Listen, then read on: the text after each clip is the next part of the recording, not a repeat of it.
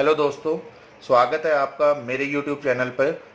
आज जो हम क्वेश्चंस डिस्कस करेंगे, एक्चुअल में लास्ट मैंने जो एचटेट पीजीटी कंप्यूटर साइंस के क्वेश्चंस डाले थे, तो उसमें कमेंट सेक्शन में एक अंकुर नाम से उन्होंने क्वेश्चंस दिए थे कि इन क्वेश्चंस को सर थोड़ा सा हमें प्रॉब्लम आ रही है, तो उन्होंने क्वेश्चंस मेरे को मेल किया था।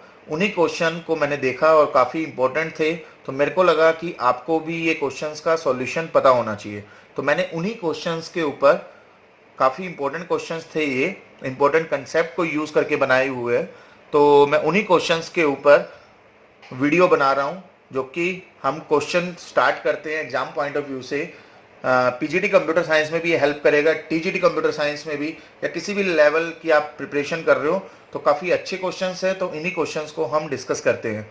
तो पहला क्वेश्चन है कि एक रिलेशन दे रखा है, उस रिलेशन के अंदर ये पूछा हुआ है कि कौन सी स्टेटमेंट जो नीचे ऑप्शन में दी हुई है, इनमें से कौन सी स्टेटमेंट फंक्शनल डिपेंडेंसी के अकॉर्डिंग इन्फ्रेंस रूल नहीं है। देखिए, इन्फ्रेंस रूल बहुत सिंपल सा रूल है हमारा। इन्फ्रेंस रूल की अगर हम बात करें तो यहाँ पर वन बाय वन ऑप्शन को ही लेते हैं, हम ज़्यादा इसको डिटेल में नहीं पढ़ेंगे। हम जो टू द पॉइंट जो इसने पूछा हुआ है उसी के हिसाब से हम इसका आंसर करेंगे। देखिए, पहला ऑप्शन है कि नोट ट्रू पूछा है। ध्यान रखना, क्वेश्चन को जरूर समझना है। कई बार स्टूडेंट ट्रू देख लेते हैं, नोट नहीं देखते हैं, तो इससे क्या है कि जो क्वेश्चन आपको आते हुए भी गलत हो जाता है। ठीक है, ये एग्जाम में जनरली गलती करता है स्टूडेंट्स, तो थोड़ा सा इस चीज पे फोकस करना है हमें। पहला ऑप्शन है कि A derive B and B derive C, then A derive C, क्या ये ट्रू स्टेटमेंट है? बिल्कुल ट्रू स्टेटमेंट है। प्लीज ध्यान रखना, A derive B and B derive C लिख रखा है यहाँ पर, तो इसके कॉरस्पॉन्डिंग जो रिजल्ट होता है वो ए डिराइव सी होता है। ये होता है हमारा अकॉर्डिंग टू ट्रांजिटिविटी। ट्रांजिटिविटी एक प्रॉपर्टी होती है कि अगर ए बी को डिराइव कर रहा है, बी सी को डिराइव कर रहा है, तो डायरेक्टली हम ये कह सकते हैं कि ए जो है वो सी को डिराइव कर रहा है। तो ये हमारी ट्रू स्टेटमेंट है। ट्रू स्टेटमेंट है, इसका मतलब ये ऑप्शन हमारा इनकरेक्ट है। दूसरा ऑप्शन है A B derive C, then A derive B and B derive C. हो सकता है ये अपोजिट दे रखा है, पहले वाले और इस वाले में जस्ट थोड़ा सा अपोजिट फॉर्म में इसने क्वेश्चंस को दिया हुआ है। थोड़ा सा हम सेकंड को होल्ड पे रखते हैं, थर्ड स्टेटमेंट पर आते हैं हम, क्योंकि वन बाय वन हम देखेंगे। इनकरेक्ट को ढूंढना है, सॉरी, ट्रू स्टेटमेंट हमें ढूंढनी है। तो सेकंड स्टेटमेंट हमें ट्रू नहीं लग रही, वो क्यों नहीं लग रही वो मैं अभी आपको क्लियर करूंगा। तो पहले थर्ड ऑप्शन देख लेते हैं। If A derive B and A derive C, then A derive B C होता है। बिल्कुल होता है, ये ध्यान रखना। जैसे कि मैं यहां पर लिखता हूं A derive B and A derive C, तो लेफ्ट हैंड साइड में ए और ए कॉमन है। तो ये ध्यान रखना डियर कि यहां पर left hand side as it is रहेगा, जो राइट हैंड साइड आपका मर्ज हो जाता है, जिसको हम बोलते हैं यूनियन प्रॉपर्टी। ये होता है according to union property. Union क्या कहता है? लेफ्ट हैंड साइड अगर सेम है तो राइट हैंड साइड को आप मर्ज कर सकते हो। That is known as a union inference rule in the functional dependency. तो ये वाली प्रॉपर्टी भी हमारी ट्रू है, जो कि ऑप्शन हमारा इनकरेक्ट हो गया है, क्योंकि इसने नॉट ट्रू पूछी है। क्लियर? उसके बाद है if A derive B then A C derive B C होगा। बिल्कुल होगा, ये भी मैं आपको बता देता हूं। A derive B according to augmentation. Augmentation एक प्रॉपर्टी होती है हमारी। ऑगमेंटेशन क्या कहता है हमारा कि आप अगर लेफ्ट हैंड साइड में कुछ एडिशनल एट्रीब्यूट को ऐड करते हो तो राइट हैंड साइड में भी उसी एडिशनल एट्रीब्यूट को आपको ऐड करना पड़ेगा। जैसे कि ए डिराइव बी था, तो हमने एडिशनल एट्रीब्यूट सी ऐड किया लेफ्ट हैंड साइड में, तो सी हमने राइट हैंड साइड में भी उसी को ऐड किया है। तो क्या अब हम कर सकते हैं? बिल्कुल कर सकते हैं। देखिए, आप इसको ऐसे समझो, इसका जो वेट था पहले लेफ्ट हैंड साइड में और राइट हैंड साइड में जो डिफरेंस था, यहां पर भी लेफ्ट हैंड साइड और राइट हैंड साइड का जो वेट है वो बिल्कुल सेम होगा। क्यों? क्योंकि इसका जो वेट था उसमें दोनों में इसने वो वाला पार्ट ऐड किया है जो सी वाला पार्ट है। सी का वेट यहां पर जितना होगा उतना ही वेट यहां पर होगा, तो दोनों साइड वो ऐड कर सकता है। बस ये ध्यान रखना, जहां भी आप ऐड कर रहे हो वो ये राइट में ऐड कर रहे हो ए के, तो सी भी यहां पर बी के राइट में ऐड होगा। ठीक है, तो होपफुली आपको ये भी समझ में आ गया है कि ये भी आपकी ट्रू स्टेटमेंट है। तो ट्रू स्टेटमेंट अगर ये है तो ये भी आपका इनकरेक्ट ऑप्शन हो जाएगा। ये भी आपका क्या हो जाएगा, इनकरेक्ट ऑप्शन। तो तीनों इनकरेक्ट मिल चुके हैं। अब सेकंड जो पार्ट है वो हमारा करेक्ट है या इनकरेक्ट है, देखिए ए बी डिराइव सी है, तो ए डिराइव बी, देखिए लेफ्ट वाले को ही इसने ब्रेक कर दिया, लेफ्ट वाले को हम कभी भी ब्रेक नहीं करेंगे। ध्यान रखना, अगर हमें दे रखा है A B derive C D, तो आप लिख सकते हो इसको अकॉर्डिंग टू डीकंपोजिशन। डीकंपोजिशन भी एक प्रॉपर्टी होती है। डीकंपोजिशन क्या कहता है, A B derive C and A B derive D, ये बिल्कुल ओके है। आपने डीकंपोज कर दिया, राइट हैंड साइड को आप तोड़ सकते हो, मगर लेफ्ट हैंड साइड को एज इट इज रखना होगा, ठीक है। तो यहां पर लेफ्ट हैंड साइड को इसने ब्रेक किया हुआ है, ए डिराइव बी किया हुआ है, जो कि बिल्कुल ही इनकरेक्ट है, नॉट ट्रू है, ठीक है। अगर ये नॉट ट्रू है तो हमें क्वेश्चन में क्या करना था, नॉट ट्रू कौन सी है, तो इसका करेक्ट ऑप्शन हो जाएगा सेकंड। तो होपफुली आपको समझ में आया। सेकंड क्वेश्चन की तरफ मैं मूव कर रहा हूं।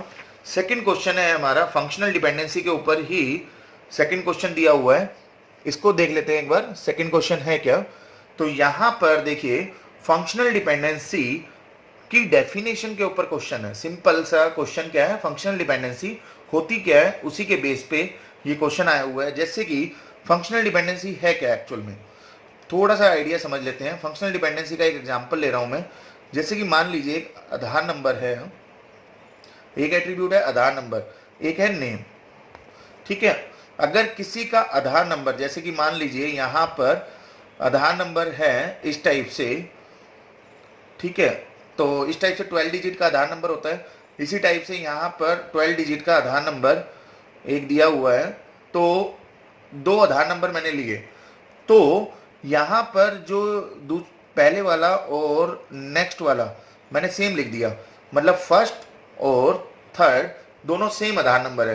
तो ये कहता है आधार नंबर के कॉरस्पॉन्डिंग, मान लीजिए ये अमित नाम से कोई पर्सन है जिसका आधार नंबर ये है, तो अगर नेक्स्ट टाइम आधार नंबर यही अगर आ जाता है तो ये भी किसके अकॉर्डिंग होगा, अमित नाम से ही कोई पर्सन होगा जिसका आधार नंबर ये होगा।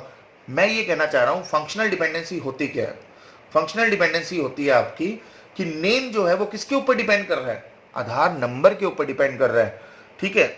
नेम किस बेस पे डिसाइड हो रहा है, जो आधार नंबर दे रखा है उसके हिसाब से नेम डिसाइड हो रहा है।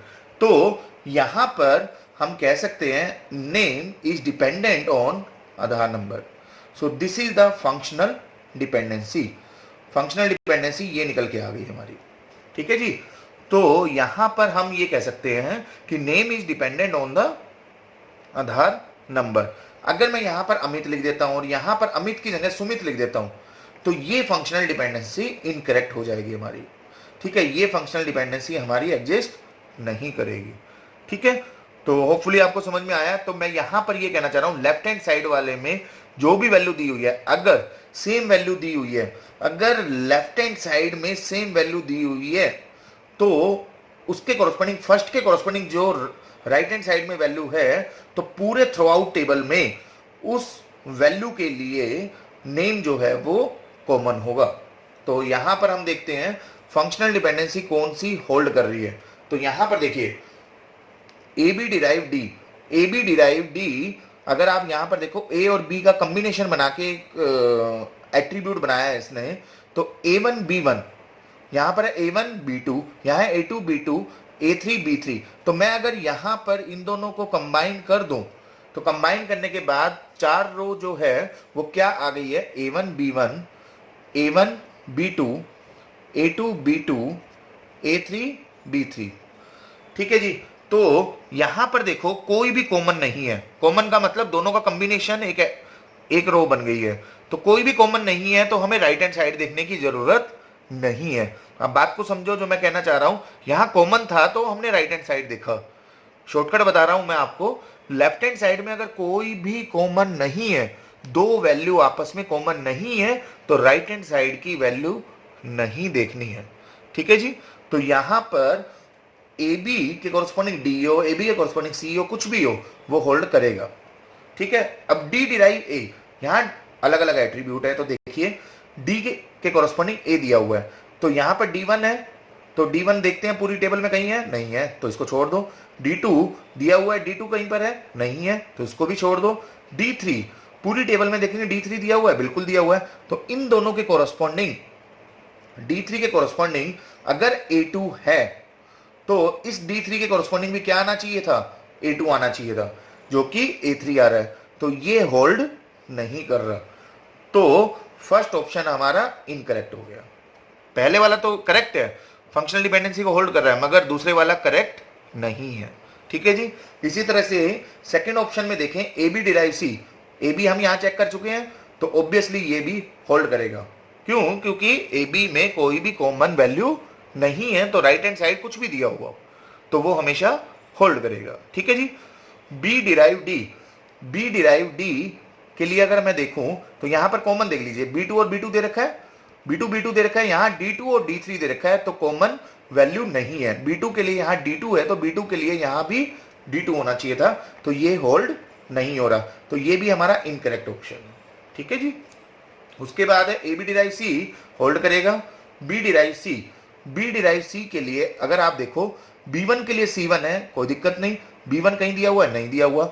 B2 के लिए C2 है, तो B2 का अगर देखेंगे हम, B2 दिया हुआ है जी, तो B2 के कोरस्पॉन्डिंग यहां पर क्या लिखा हुआ है, C2, यहां भी C2 है, तो कोई दिक्कत नहीं है। आधार नंबर के कोरस्पॉन्डिंग अमित है, तो जहां भी आधार नंबर रिपीट होगा वहां अमित होगा, बिल्कुल कोई दिक्कत नहीं है। B3 के कोरस्पॉन्डिंग C4 है, नो प्रॉब्लम, तो ये भी आपका होल्ड कर गया, तो करेक्ट ऑप्शन हो जाएगा third. Third is the correct option for this question. ठीक है जी। उसके बाद है थर्ड क्वेश्चन आ रहा है हमारा, तो थर्ड क्वेश्चन है हमारा, गिवन ए रिलेशनल शेड्यूल, एक रिलेशन दिया हुआ है, इसके अंदर एक फर्स्ट नॉर्मल फॉर्म दी हुई है, और ये कहा हुआ है कि ये फंक्शनल डिपेंडेंसी हमें गिवन है। तो इसके अंदर देखिए एक ऑप्शन, इसमें दो ऑप्शन करेक्ट थे, तो मैंने ऑप्शन को चेंज किया है।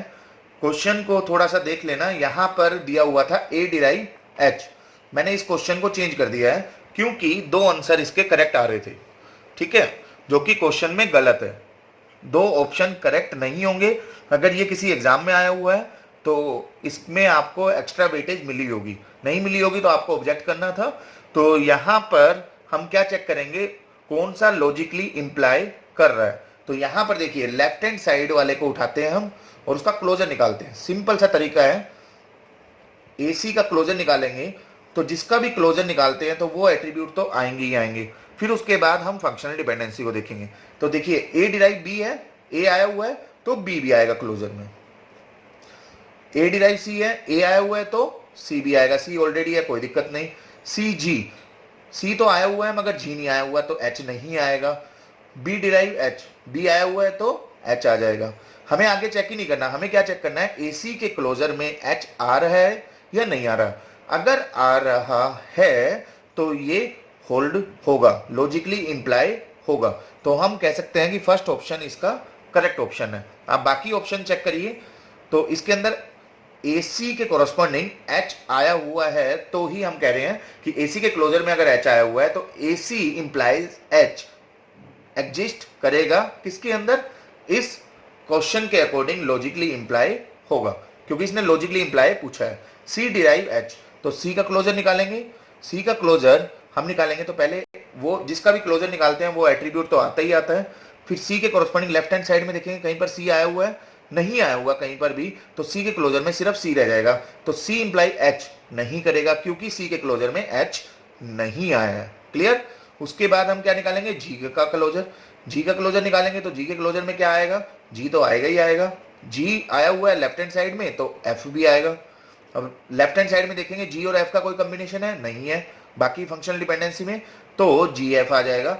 यहां पर H नहीं आया राइट हैंड साइड में क्लोजर में, तो ये भी आपका इंप्लाई नहीं करेगा। उसके बाद हम क्या चेक करेंगे, उसके बाद हम चेक करेंगे A का क्लोजर। A का क्लोजर हमने देखा, A के क्लोजर में अभी हमने देखा था A तो आएगा ही आएगा, just because of A B भी आ जाएगा, just because of A C भी आ जाएगा। ठीक है, B के कोरस्पॉन्डिंग H भी आ जाएगा, G नहीं आया तो F भी नहीं आएगा, तो यही रह गया। तो A डिराइव F ये भी आपका इनकरेक्ट हो जाएगा। ये ऑप्शन दिया हुआ था मगर ये करेक्ट था, तो दो ऑप्शन करेक्ट थे जो कि रॉन्ग है। एक ही ऑप्शन करेक्ट होगा, या तो ये होगा या ये होगा। तो मैंने इसको क्वेश्चन को चेंज किया है, यहाँ पर A डिराइव F कर दिया है। ठीक है, ये भी इनकरेक्ट है, तो 3 ऑप्शन इनकरेक्ट है, फर्स्ट ऑप्शन करेक्ट हो जाएगा इसके अकॉर्डिंग। क्लियर। उसके बाद है नेक्स्ट क्वेश्चन आ रहा है हमारा, जो कि डिजिटल से रिलेटेड है। ये सारे इंपॉर्टेंट क्वेश्चंस हैं जिन्होंने भी भेजे हैं मुझे, अंकुर ने, तो इन्हीं क्वेश्चंस को मैं डिस्कस कर रहा हूं जो कि आपके लिए भी काफी हेल्प करेगा। ठीक है, तो ये बुलियन एक्सप्रेशन के ऊपर क्वेश्चन दिया हुआ है। देखिए, इस तरह के क्वेश्चंस को आप 2 तरीके से कर सकते हो, एक तो के मैप के थ्रू कर सकते हो या डायरेक्टली भी कर सकते हो। बुलियन एक्सप्रेशन में प्रॉपर्टीज लगा के डायरेक्टली भी आप इसको सोल्व कर सकते हो। तो मैं देखिए, ये क्वेश्चन बहुत सिंपल सा है, डायरेक्टली आप कर सकते हो। डायरेक्टली में प्रॉब्लम क्या आती है, कई बार आप क्वेश्चन को सोल्व करते जाते हो मगर लास्ट में रिजल्ट नहीं मिलता। तो मैं इसको अभी तो डायरेक्टली कर रहा हूं क्योंकि ये बहुत ही सिंपल क्वेश्चन है। देखिए, डायरेक्टली कैसे करेंगे हम, जो आपको पता ही है बोर्ड मास प्रॉपर्टी होती है, इनर वाला सबसे पहले सोल्व करेंगे। तो यहां पर मैं इसको इसके साथ मल्टीप्लाई कर दूंगा, तो इसके साथ मल्टीप्लाई करेंगे तो ए बी बार सी आ जाएगा plus A B bar B D आ जाएगा। ठीक है जी, प्लस ए बार बी बार आ जाएगा और बाहर क्या लिखा हुआ है, सी। तो आपको प्रॉपर्टी थोड़ा सा आइडिया होगा क्या कि बी बार मल्टीप्लाई बी किसके इक्वल होता है, 0 के इक्वल होता है। ये क्यों है, क्योंकि देखिए किसी का भी अगर बी की वैल्यू 1 होगी तो बी बार उस टाइम पे क्या होगा, 0। 0 इंटू 1 क्या होता है, 0 होता है। समझ में आ रहा है। इसी तरह से बी की वैल्यू दूसरी क्या हो सकती है, 0 हो सकती है, तो बी बार उस टाइम पे क्या होगा, 1 होगा। 1 इंटू 0 भी 0 होगा। तो इसीलिए कहते हैं कि B bar dot B always किसके इक्वल होगा, 0 के इक्वल। तो 0 इंटू समथिंग 0 हो जाएगा, ये तो 0 हो गया हमारा। तो हम ये कह सकते हैं A B bar C plus A bar B bar multiply C. ये ऑप्शन दिया हुआ है, बिल्कुल दिया हुआ है, मतलब ये वाला। अब सी से मल्टीप्लाई कर देंगे, पहले मिनिमाइज किया, मिनिमाइज करने के बाद अब सी से मल्टीप्लाई कर देंगे। तो ए बी बार सी इंटू में सी प्लस ए बी बार सी। अब देखिए, ये भी बहुत बेसिक सी प्रॉपर्टी है, A dot A equal to A होता है। क्यों, क्योंकि ए की वैल्यू जो भी होगी दूसरे टाइम भी वही वैल्यू होगी, तो 1 इंटू 1 क्या होता है, 1 होता है। अगर ए की वैल्यू 0 है तो 0 इंटू 0 भी आपका 0 होगा। ठीक है जी, इसलिए कहते हैं हम A dot A equal to A होता है। तो हम यहां कह सकते हैं A B bar C plus A bar B bar C. तो अब यहां पर देखिए कुछ कॉमन आ रहा है, दोनों में कॉमन आ रहा है, बी बार सी कॉमन आ रहा है, तो यहां क्या रह गया, ए प्लस ए बार। ठीक है, ये भी बहुत बेसिक सी प्रॉपर्टी है, ए प्लस ए बार किसके इक्वल होता है, 1 के इक्वल। आप पुट करके देख सकते हो, ए की वैल्यू 0 है तो उस टाइम पे ए बार क्या होगा, 1 होगा। तो 0 प्लस 1 किसके इक्वल आता है, 1 के इक्वल आता है। अगर 1 रखोगे तो ए बार क्या हो जाएगा, 0। तो 1 प्लस 0 भी आपका क्या होता है, 1 होता है। तो हमेशा जो चीज, जब रिजल्ट हमेशा सेम आ रहा है तो हम उसको एक थ्योरम की फॉर्म में मान लेते हैं कि ये रिजल्ट हमारा वही देगा। क्लियर है। तो हम यहां पर ये कह सकते हैं कि ये 1 हो गया, तो that will come B bar C. तो यहां पर देखते हैं ऑप्शन कहीं पर मैच कर रहा है, बिल्कुल कर रहा है, तो फर्स्ट ऑप्शन इसका करेक्ट हो जाएगा। Clear, very good. तो इस वीडियो में लास्ट क्वेश्चन मैं डिस्कस कर रहा हूं, जो कि ये क्वेश्चन है, क्वेश्चन और भी है, पहले अभी इसको कंप्लीट करते हैं। तो यहां पर देखिए ऑपरेटिंग सिस्टम से क्वेश्चन आया है, जो उन्होंने पूछा था, how many page fault occur in LRU page replacement algorithm for the given reference with 4 page frame. यहां पर जो क्वेश्चन है, 5th क्वेश्चन, ये क्वेश्चन है हमारा ऑपरेटिंग सिस्टम में, जो कि पेज फॉल्ट के ऊपर है। पेज फॉल्ट क्या होता है, पेज फॉल्ट होता है कि जब कभी भी, ये एक मेन मेमोरी है आपकी, मेन मेमोरी के अंदर अगर कोई चीज नहीं मिलती तो वो कहाँ जाता है, सेकेंडरी मेमोरी में ढूंढता है, सेकेंडरी मेमोरी में, क्योंकि सेकेंडरी मेमोरी का साइज जो है वो ज्यादा होता है, मेन मेमोरी का साइज कम होता है। इसलिए हम कोई डाटा सेकेंडरी मेमोरी में स्टोर कर लेते हैं, जो यूजफुल डाटा है वो हम मेन मेमोरी में ले आते हैं।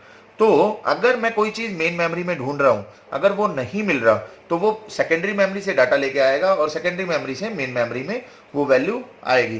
तो ये होता है स्वैप आउट स्वैप इन। ठीक है, तो जो कि टेक्निक है हमारी, हम यहां पर क्या समझ रहे हैं, पेज फॉल्ट का मतलब है मेन मेमोरी में ना मिलना, तो हम कह देंगे कि पेज फॉल्ट अक्कर हो गया। अब एक टेक्निक लगानी है यहां पर, LRU। LRU का मतलब होता है लिस्ट रिसेंटली यूज। लिस्ट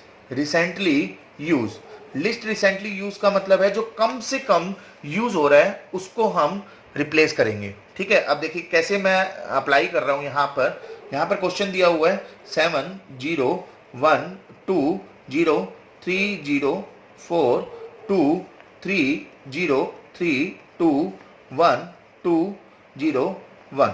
ठीक है जी, ये क्वेश्चन को हम अप्लाई करते हैं। यहाँ पर मेन पार्ट है कि आपको ये ध्यान रखना है, total number of page frame कितने दे रखे हैं, 4 पेज फ्रेम है। तो मैं फर्स्ट इनिशियली जो मेन मेमोरी है, ये मेन मेमोरी मैं लेके चल रहा हूँ, इनिशियली हमारी ब्लैंक होगी। तो सबसे पहले 7 को इसने ढूंढा, नहीं मिला तो सेकेंडरी मेमोरी से लेके आएगा, नहीं मिला तो पेज फॉल्ट हो गया, तो सेकेंडरी मेमोरी से लेके आएगा, 7 यहाँ पर हम स्टोर कर देंगे। तो जो जो ब्लॉक बनाता जा रहा हूँ वो पेज फॉल्ट होता जाएगा। फिर 0 देखेगा, ये 0 यहाँ पर है, नहीं है, तो 0 वहां से उठा के लाएगा और 0 यहाँ पर स्टोर कर देगा, तो दूसरा पेज फॉल्ट हो गया। तीसरा पेज फॉल्ट हो जाएगा हमारा जब 1 को ढूंढेगा तो 1 भी नहीं मिला, तो 7 0, अगला आ गया 1 हमारा पेज फॉल्ट यहाँ कर हो जाएगा। उसके बाद है 2 देखेगा, ये 2 भी नहीं मिला इसको, 7 0 1 ऑलरेडी था, 2 यहाँ स्टोर हो जाएगा। अब देखिए 4 पेज फ्रेम का स्पेस था, अब चारों के चारों ऑक्युपाई हो चुके हैं।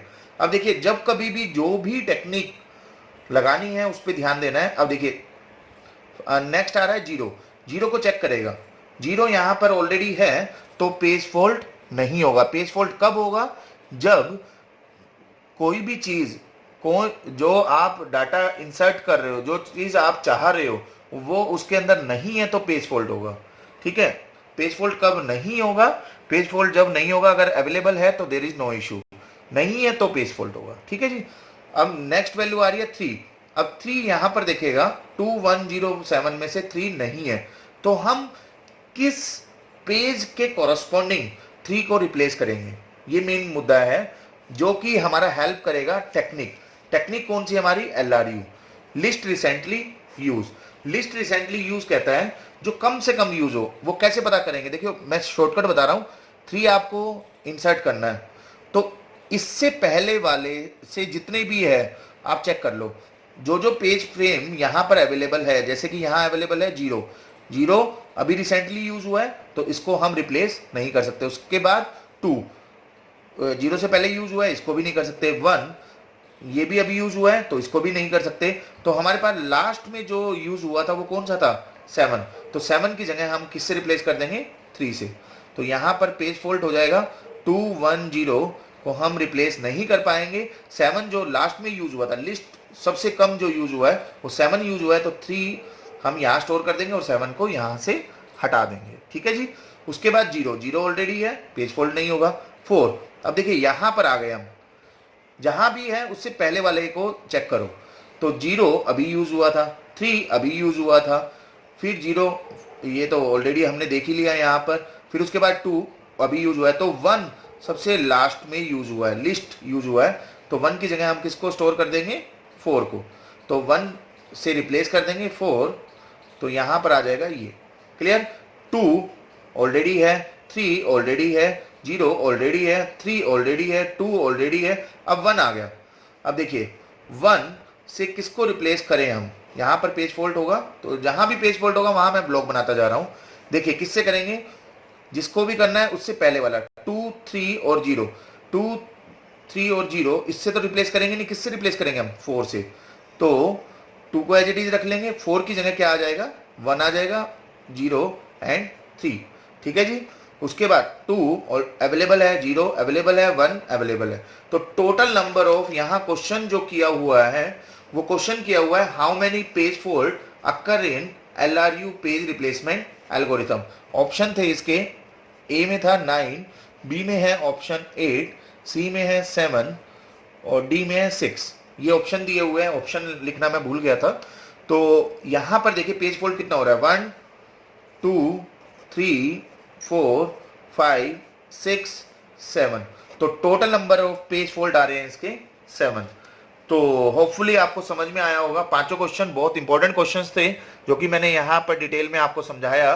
तो प्लीज इसको लाइक, सब्सक्राइब और शेयर जरूर करें। जितने भी आपके फ्रेंड सर्कल है जो प्रिपरेशन कर रहे हैं उनको शेयर करना ना भूलें। Thank you, thanks to all.